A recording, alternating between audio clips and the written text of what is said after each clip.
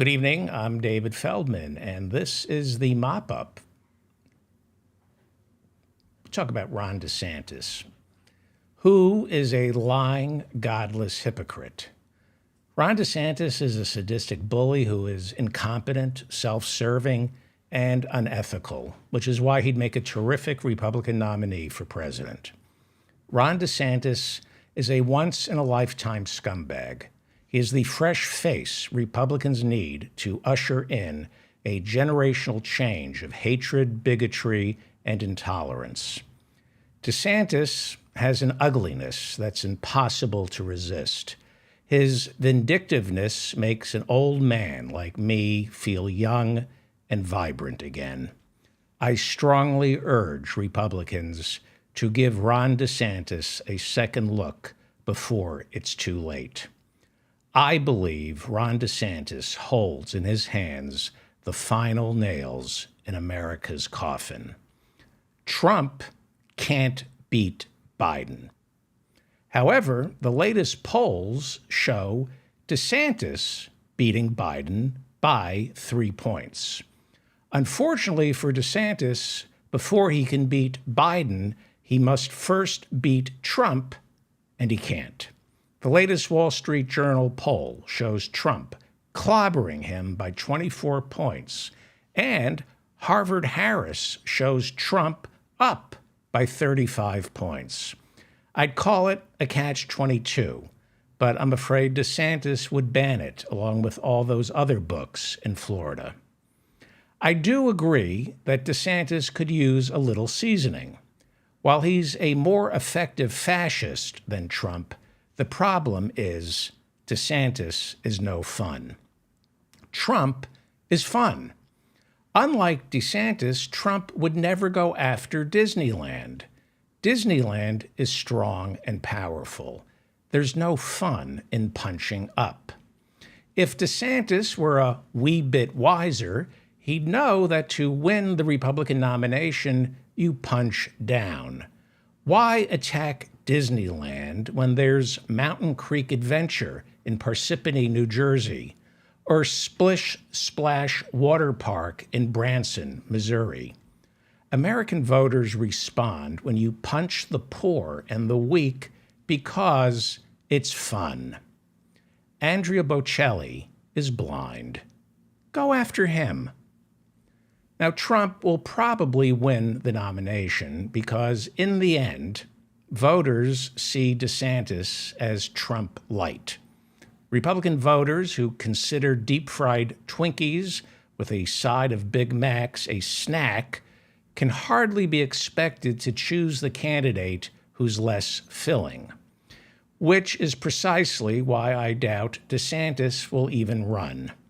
Granted, a lot can happen between now and 2024.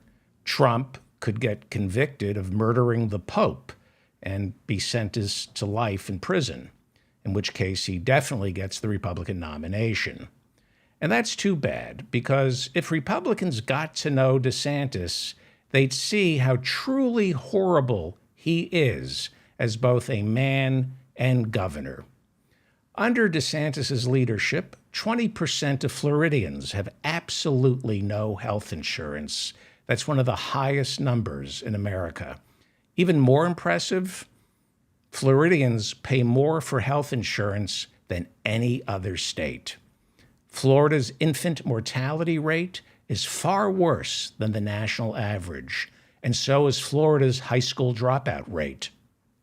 Clearly, Ron DeSantis has done a spectacular job neglecting Florida's children, and he's completely dropped the ball on COVID.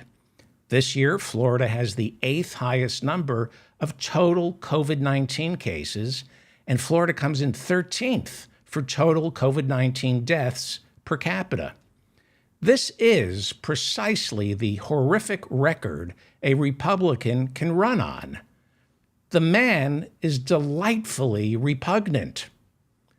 But thanks to Trump, he's probably never going to get a chance to do to America what he did to Florida.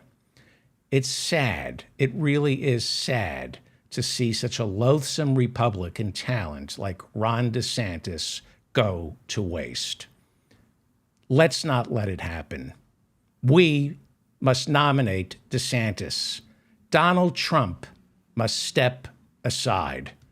Ron DeSantis is the only candidate best equipped to carry the Republican torch across our great land and set fire to our orphanages and children's hospitals.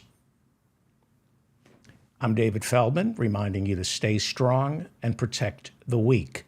I also want to remind you, if you're watching right now, that tonight at 8 p.m. we have a very special office hours. It's on Zoom, and the link to it is in the description of this episode on YouTube. Come to office hours tonight, 8 p.m. Eastern. Come meet 30 Rock's Judah Friedlander. He is one of the funniest comedians working.